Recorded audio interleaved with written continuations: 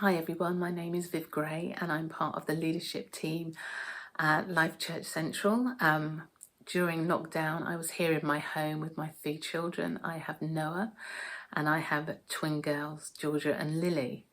And I must say, when the lockdown began, we were quite, we thought, we were okay, but I thought, yeah, we'd be totally fine throughout this, right to the very end, we'd be fine. But I must say, midway through, I was like, okay, I felt the emotions of it getting to me, and then it was just a case of, okay, let's hanker down and get on with this.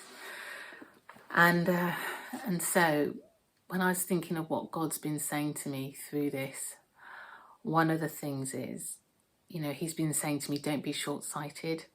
I need to wear glasses, contact lenses, and if I don't have them on, my vision's impaired and I cannot see things a distance away. And with lockdown, and also with Black Lives Matter as well,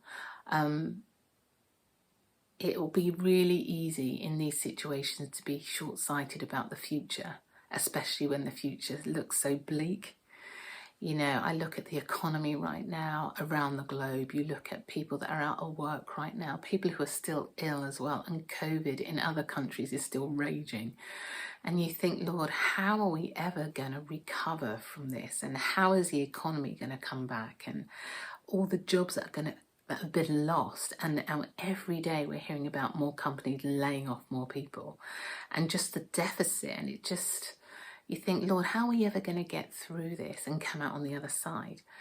And one of the things God has said to me is, Viv, I am the same yesterday, today, and forever.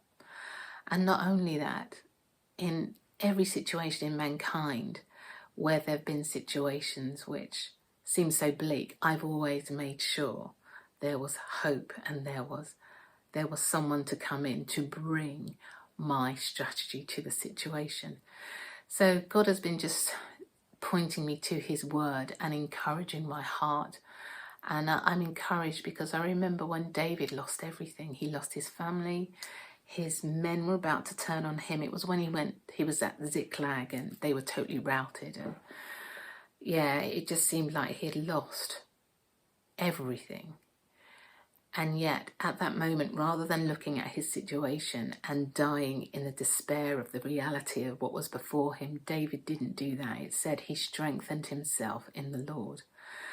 And that's what God's been saying to me. I have no idea how this is all going to pan out. But one thing I do know is that I can strengthen myself in God. And one of the Psalms I love is Psalm 121. And the first verse says, I lift up my eyes to the hills. Where does my help come from? My help comes from the Lord. And God's been saying to me, Viv, don't be short-sighted. I need you to put on your spiritual glasses, which is his word, and to look up. Look to me. Don't look at what you can see below, but look to me, because I am with you. I am with all of you, because, you are my people. I love you. You're my children. And I'm not going to leave you. And and in the midst of that, I am hopeful for the future. I'm not worried about it because I'm trusting him. If I, for 1 second, just start thinking about how this is all going to pan out, it moves me into fear and not faith. And I want to stay in faith. So I'm choosing just to keep my eyes focused on God in this. And that's really what's got me through. There are days when I haven't felt God at all.